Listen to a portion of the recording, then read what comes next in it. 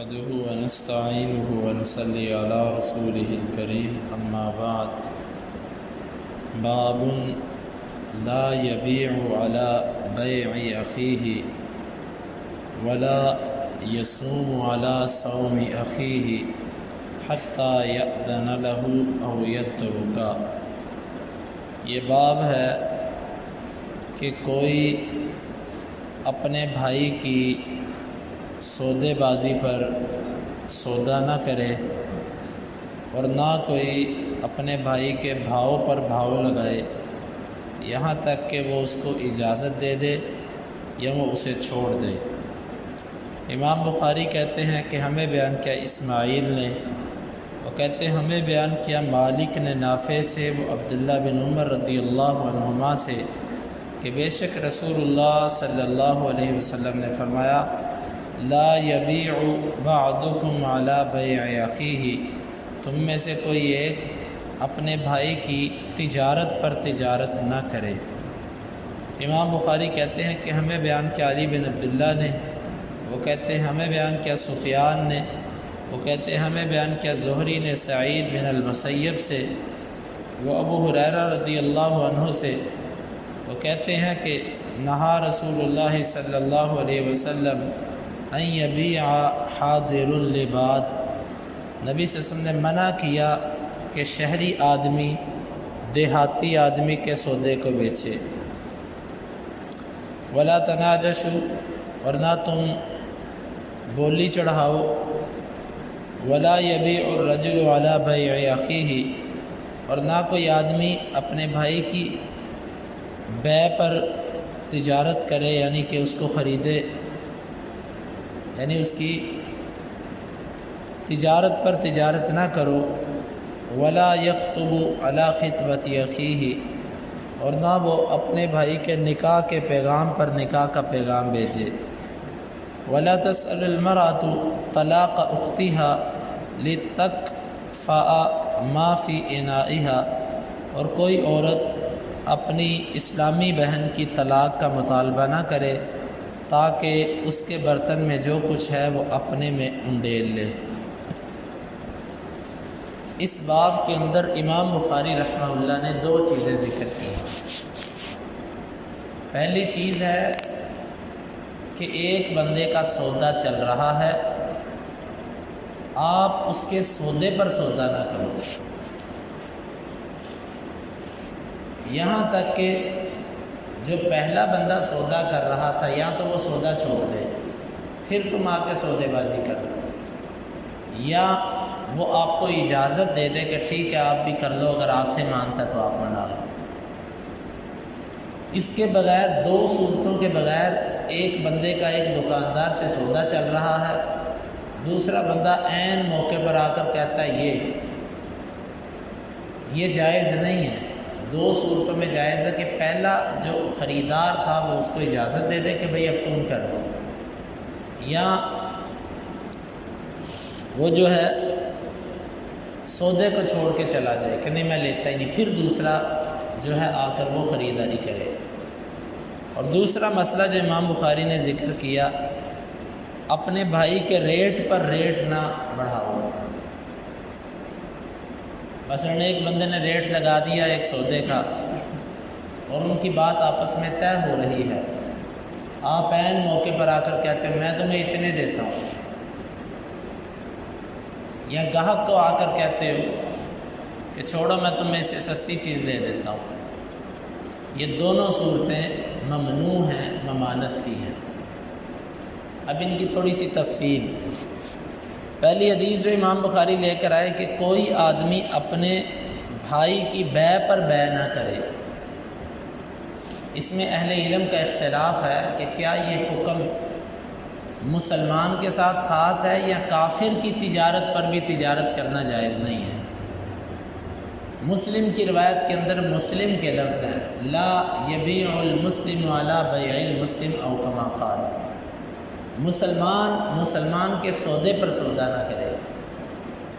معنی اس کا میں نے آپ کو سمجھا دیا کہ دو بندے آپس میں بات کر رہے ہیں، ان کی بات چل رہی ہے، ایک تیسرا بندہ آتا ہے عین درمیان کے اندر آ کے وہ دکاندار کو کہتا ہے کہ یہ چیز کہ میں تجھے اتنے پیسے دیتا ہوں، یا وہ گاہک کو کہہ دیتا ہے اتنے پیسوں کی میں تجھے اس سے اچھی چیز دے دیتا ہوں، یہ جائز نہیں ہے۔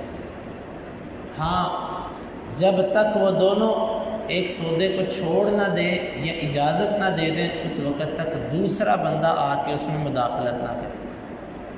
اس میں حکمت کیا ہے اللہ تعالیٰ بہتر جانتا ہے، اس کے رسول کو پتہ ہوگی۔ ایک تو اس میں ہے بد اخلاقی، اور دوسری بات یہ ہے کہ اس سے پھر دکاندار وہ اپنا ریٹ بڑھاتا ہے، وہ کہتا ہے میرا تو خریدار ہی بہت ہے، میرے پاس تو گاہک ہی بہت ہے، وہ پھر آپ کے لیے مستقبل میں سودا خریدنا مشکل ہو جائے گا۔ اخلاقاً بھی درست نہیں ہے۔ یہ منڈیوں کے اندر ایسے ہوتا ہے عید کے موقعوں پر، جب وپاری گاہک زیادہ دیکھتا ہے وہ ریٹ بڑھا دیتا ہے، اس کو پتہ ہے ایک بکرے پر 10 بولیاں لگ رہی ہیں، تو اس کا جتنا جی چاہتا ہے وہ کرتا ہے۔ شرعی طریقہ یہ ہے کہ دو بندوں کی بات ہو رہی ہے، جب تک ان کی بات ختم نہ ہو جائے آپ اس سودے پر بات نہیں کر سکتے جس سودے پر دو بندوں کی بات چل رہی ہے۔ حتیٰ کہ دو بندے، یہ بھی دیکھا گیا، ایک بندہ رکشے سے والے سے بات کر رہا ہے کہ فلاں جگہ پہ جانا ہے اتنے پیسے اتنے پیسے، دوسرا درمیان میں آ کے کہتا ہے ہاں بھائی فلاں جگہ پہ جانا ہے اتنے پیسے۔ یہ غلط طریقہ ہے۔ وہ چیز خریدنے کی بات ہو، کرائے پر لینے کی بات ہو یا کسی طرح کی بات ہو، دو بندوں کی بات جب تک ختم نہیں ہو جاتی تیسرا بندہ درمیان کے اندر آ کر یہ کام نہ کرے۔ یہ ہے شرعی حکم۔ اور دوسری حدیث امام بخاری نے ذکر کی، اس کے اندر چند چیزیں ہیں۔ پہلی چیز ہے کہ شہری آدمی دیہاتی سے سودا نہ خریدے۔ اس کی تفصیل آگے آئے گی لیکن مختصر اتنا سمجھ لیں۔ اس کی صورت یہ ہے کہ پہلے دیہاتوں سے لوگ اپنا غلہ وغیرہ لے کر آتے تھے شہروں میں بیچنے کے لیے، لیکن شہری لوگ یہ کرتے تھے کہ ان کے غلوں کو خود خرید لیتے اور پھر منڈی میں مہنگا کر کے بیچتے تھے۔ تو نبی صلی اللہ علیہ وسلم نے منع کر دیا کہ کوئی شہری آدمی کسی دیہاتی آدمی سے سودا خرید کر آگے نہ بیچے۔ کیوں؟ وہ دیہاتی خود آئے گا، وہ مناسب سستے داموں سودا بیچ کے جائے گا جس کا فائدہ پورے شہر کو ہوگا، اور ایک چالاک بندہ شہری اٹھ کے سودا اس سے خرید لیتا ہے اور پھر اس کو مہنگا کر کے بیچتا ہے جس سے پورے شہر کو نقصان ہے۔ آپ نے فرمایا یہ کام نہ کرو۔ یعنی کہ اس حدیث کی تفصیل انشاءاللہ اپنے مقام پہ آئے گی۔ معنی اس سے یہ نکلتا ہے کہ کسی سے اس کو برگلا کر، اس کو جھانسا دے کر یا اس کو سیدھا سادہ سمجھ کے سستی چیزیں خرید کے اس سے بلاک کر لینا، اسٹاک کر لینا، پھر خود اس کو مہنگا کر کے چڑھا کر اس کو بیچنا، یہ جائز نہیں ہے۔ دوسری چیز اس میں یہ ہے ولا تناجشوا، نجش نہ کرو۔ نجش یہ ہوتا ہے دکاندار ایک چیز بیچ رہا ہے، دو بندوں کی بات چل رہی ہے، تیسرا بندہ دکاندار کو جا کے کہتا ہے لے یہ تو 10 روپے کی بیچ رہا ہے، میں تیرے سے 12 کی خریدتا ہوں یا میں تیری 12 کی بکواتا ہوں، یہ جائز نہیں ہے۔ دوسری صورت، گاہک کو آ کر کوئی کہتا ہے یہ تو 10 روپے کی خرید رہا ہے، میں تجھے 10 روپے کی اس سے بہتر چیز لے کے دیتا ہوں، یا میں یہی چیز تجھے 10 روپے کے سے سستی لے کر دیتا ہوں، چھوڑ دے سودے کو، یہ جائز نہیں ہے۔ ہاں اگر کسی ایک کے ساتھ دھوکہ ہو رہا ہے تو اس پر اس کو روکا جا سکتا ہے۔ مثال کے طور پہ ایک نوسر باز فراڈیا قسم کا دکاندار ہے یا مکار قسم کا گاہک ہے، وہ دکاندار کو لوٹ رہا ہے یا دکاندار گاہک کو لوٹ رہا ہے، ایسے موقع پر آپ جا کر ان کی مدد کرتے ہیں، یہ ٹھیک ہے۔ لیکن ویسے سودا چل رہا ہے دو بندوں کا، آپ دکاندار کو خراب کرتے ہو یا خریدار کو خراب کرتے ہو، یہ جائز نہیں، اور اکثر ہماری مارکیٹوں میں یہ چلتا ہے۔ ایک بندہ کہتا ہے یار میں نے سودا بیچا، کتنے کا بیچا؟ اتنے کا، یار میں تجھے اس سے زیادہ دیتا ہوں، مجھے دے دے۔ شرعاً حرام ہے۔ اور اسی طرح دو بندوں کی بات چل رہی ہے، کرائے پر کوئی چیز دینی ہے، دوسرا جا کے اس کو کہتا ہے اتنے میں ہوا، میں تجھے اتنے دیتا ہوں۔ امام بخاری رحمہ اللہ کی سیرت میں آپ نے سنا تھا، انہوں نے ایک دفعہ ایک سودا بیچنا، ایک تاجر آیا، اس نے کہا یہ سودا مجھے اتنے کا بیچ دے۔ امام صاحب نے اس وقت انکار کر دیا کہ نہیں، ابھی نہیں، مجھے سوچنے کا موقع دو۔ ابھی اس کو انکار کر کے بھیج دیا۔ صبح ہوئی تو ایک دوسرا تاجر آیا جس نے اس سے زیادہ نفع دیا۔ امام صاحب کہنے لگے کہ نہیں، میں رات کو نیت کر چکا تھا کہ میں اسی کو دوں۔ یہ ہوتی ہے امانت اور دیانت۔ تو نجش، وہ قیمت بڑھانا، اس سے منع کیا گیا ہے۔ تیسری چیز، ولا یبیع الرجل علی بیع اخیہ، کوئی آدمی اپنے بھائی کے سودے پر سودا نہ کرے۔ اس کا معنی میں نے آپ کو بتا دیا۔ اب بخاری کی روایت بخاری کے باب میں ولا یصوم علی صوم اخیہ کے لفظ ہے کہ اپنے بھائی کے بھاؤ پر بھاؤ نہ لگائے، لیکن حدیث نہیں لے کر آئے۔ غالباً امام بخاری رحمہ اللہ نے اشارہ کیا ہے اس حدیث کی طرف کہ جو دوسری کتابوں میں یہ بخاری کے دوسرے مقام پر آتی ہے۔ بھاؤ بڑھانا کیا ہوتا ہے؟ بھاؤ بڑھانا یہ ہوتا ہے کہ دو بندوں کا ریٹ چل رہا ہے، تیسرا بندہ درمیان میں آ جاتا ہے جس کا مقصد سودا خریدنا نہیں ہوتا، جس کا مقصد صرف ریٹ بڑھانا ہوتا ہے۔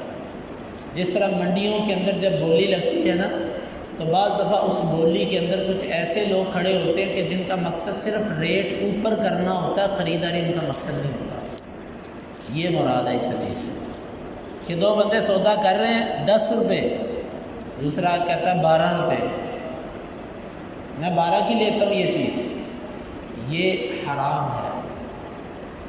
یہ حرام کب ہے؟ جب دو بندوں کی بات پکی ہو رہی ہے۔ ایک تو ہے ویسے ہی ایک بندے نے اپنا سودا پیش کر کے کہا ہاں بھائی کون اس کے مجھے زیادہ پیسے دے گا۔ ایک بندہ کہتا ہے میں 10 روپے دیتا ہوں، دوسرا کہتا ہے میں 11 دیتا ہوں، تیسرا کہتا ہے میں 12 دیتا ہوں، چوتھا کہتا ہے میں 13 دیتا ہوں۔ یہ جائز ہے۔ فرق سمجھیں، ایک بندہ اپنی چیز پیش کرتا ہے، وہ کہتا ہے بھئی اس کے مجھے کون زیادہ پیسے دیتا ہے، یہ جائز ہے۔ جس طرح منڈی میں بھی جو اوریجنل بولی ہے یہ جائز ہے۔ ہاں بھئی 100 روپیہ، 105، 110، 115 اوریجنل جائز ہے، کیونکہ یہاں پر مالک اپنے سودے کی زیادہ قیمت چاہتا ہے، جو زیادہ لگائے گا وہ ہو گیا۔ منع کیا ہے؟ منع یہ ہے کہ دو بندوں کی بات چل رہی تھی، ان کی بات زبانی کلامی طے ہو گئی، خریدار نے پیسے ابھی نہیں دیے اور مالک نے بھی چیز اس کو نہیں پکڑائی، لیکن زبانی کلامی بات طے ہو گئی، چلو ٹھیک ہے یار۔ اتنے میں ایک تیسرا بندہ آ کے کہتا ہے کہ میں اتنے کی خریدتا ہوں یہ چیز، یہ حرام ہے۔ یہ جائز نہیں ہے کہ جب دونوں ایک قیمت پہ متفق ہو رہے تھے یا دونوں ایک دوسرے کو دینے کا ارادہ کر رہے تھے، عین موقع پر جا کر ایک بندہ بنے بنائے سودے کو خراب کرتا ہے، یہ حرام ہے شرعاً۔ لیکن ایک بندہ ویسے بولی لگا رہا ہے کہ میری قیمت کے سودے کے زیادہ پیسے کون دے گا، تو یہ منع نہیں ہے۔ اس کی دلیل وہ حدیث ہے کہ نبی صلی اللہ علیہ وسلم نے جو پیالہ اور چٹائی فروخت کی تھی ایک آدمی کا، آپ نے فرمایا تھا کون اس کو میرے سے خریدے گا؟ ایک صحابی نے کہا میں 1 درہم میں خریدتا ہوں۔ آپ نے فرمایا اس سے زیادہ کون دے گا؟ دوسرا صحابی کہتا ہے میں 2 درہم میں خریدتا ہوں۔ آپ نے اس کو دے دیا۔ یہ جائز ہے زیادہ ریٹ لگوانا، لیکن جب دو بندوں کی بات پکی ہو رہی ہے اس موقع پر جا کر کسی کو توڑنا، کسی کو خراب کرنا، پراپرٹیوں کے اندر بھی ایسے ہوتا ہے، تمہارا بیانہ ہو چکا ہے؟ ہاں ہو چکا ہے یار، میں تجھے اس سے زیادہ پیسے دیتا ہوں، لے اس کے بیانے پر بیانہ واپس کر دے۔ اس نے مجھے ٹوکن دیا ہوا ہے، کتنا ٹوکن ہے؟ 1 لاکھ ہے، میں تجھے ٹوکن کے ساتھ ٹوکن دیتا ہوں۔ یہ سب حرام صورتیں ہیں شرعاً جو جائز نہیں ہے۔ جب بات ہو گئی کسی سے، آپ کو بالکل زیب نہیں دیتا کہ آپ اس کو خراب کرو۔ اور پھر اس میں بھی علماء کا اختلاف ہے کہ جس نے ایسے کیا اس کی بیع ہوتی ہے کہ نہیں ہوتی۔ امام احمد بن حنبل اور مالکیہ میں سے بعض کا یہ موقف ہے کہ یہ ہوئی نہیں تجارت، لیکن جمہور یہ کہتے ہیں تجارت تو ہو گئی لیکن گناہگار ہیں دونوں گناہگار ہیں جنہوں نے سودا خراب کر کے خریدا۔ اور آخری چیز جو اس باب میں لائے ہیں وہ یہ ہے کہ ولا یخطب علی خطبۃ اخیہ، کوئی اپنے بھائی کے نکاح کے پیغام پر نکاح کا پیغام نہ بھیجے۔ ایک بندے نے کسی عورت کو نکاح کا پیغام بھیجا ہوا تھا، ان کی بات تقریباً طے ہو رہی ہے، کافی عرصے سے بات چل رہی ہے، درمیان میں ایک بندہ نکاح کا پیغام بھیج دیتا ہے، یہ غلط ہے۔ بھئی جب تک پہلے کو انکار نہیں ہو جاتا آپ کو جائز نہیں ہے کہ کسی عورت کو آپ کے والدین، آپ کے سرپرست نکاح کا پیغام بھیجیں کہ آؤ ہمارے بیٹے سے نکاح کر دو۔ البتہ اگر کسی عورت کو ایک وقت میں مختلف لوگ نکاح کا پیغام بھیجتے ہیں اور کسی کو دوسرے کا پتہ نہیں ہے تو یہ جائز ہے، وہی سودے والا حساب ہے کہ جب بے پکی ہو رہی ہے پھر جائز نہیں ہے، ویسے اگر ریٹ لگ رہا ہے تو تم بھی لگا دو۔ مثال کے طور پہ حدیث کے اندر جو آتا ہے کہ ایک صحابیہ کہ جن کو بیک وقت معاویہ رضی اللہ عنہ نے بھی نکاح کا پیغام بھیجا اور ابو جہم انہوں نے بھی نکاح کا پیغام بھیجا، اور ایک اور صحابی تھے اسامہ انہوں نے بھی نکاح کا پیغام بھیجا۔ اللہ کے رسول مجھے 3 بندوں نے نکاح کا پیغام بھیجا، میں کس سے نکاح کروں؟ آپ نے فرمایا کہ اما معاویہ تو فرجل سعود، معاویہ تو غریب آدمی ہے، اس کے پاس کچھ بھی نہیں ہے۔ وَأَمَّا ابو جہم فَإِنَّهُ ضَرَّابٌ لِلنِّسَاء، ابو جہم جو ہے وہ عورتوں کو مارتا بہت ہے، اس کو بھی چھوڑ دو۔ انکحی اسامہ سے نکاح کر لے۔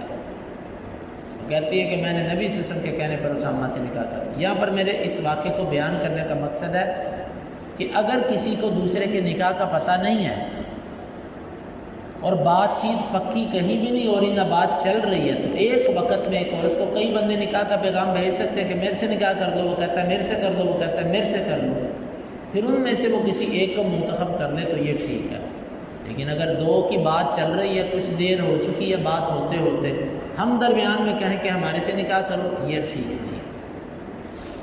اور آخری بات کہ لا تسأل المرأة طلاق اختها لتکفئ ما فی انائها، کوئی عورت اپنی بہن کی طلاق کا مطالبہ نہ کرے۔ اس حدیث کا معنی یہ ہے کہ ایک بندہ دوسری شادی کرنا چاہتا ہے، وہ عورت کہتی ہے میں تیرے سے شادی تب کروں گی جب تو پہلی عورت کو طلاق دے۔ بہن سے مراد اسلامی بہن ہے کہ کوئی مسلمان ہو کے اپنی اسلامی بہن کی طلاق کا مطالبہ نہ کرے تاکہ میرے خامند پر جو اس کے حقوق ہیں وہ بھی میرے حصے میں آ جائے، تاکہ اپنے برتن میں انڈیل لے اس کو جو اس کے لیے تھا۔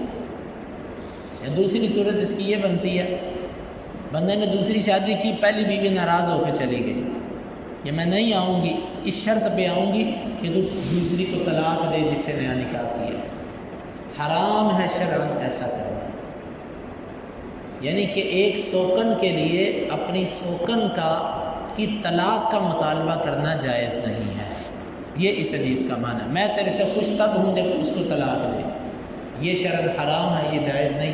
اللہ رب العالمین سے دعا ہے کہ وہ ہمیں کتاب و سنت کو سمجھنے کی اور عمل کی توفیق عطا فرمائے۔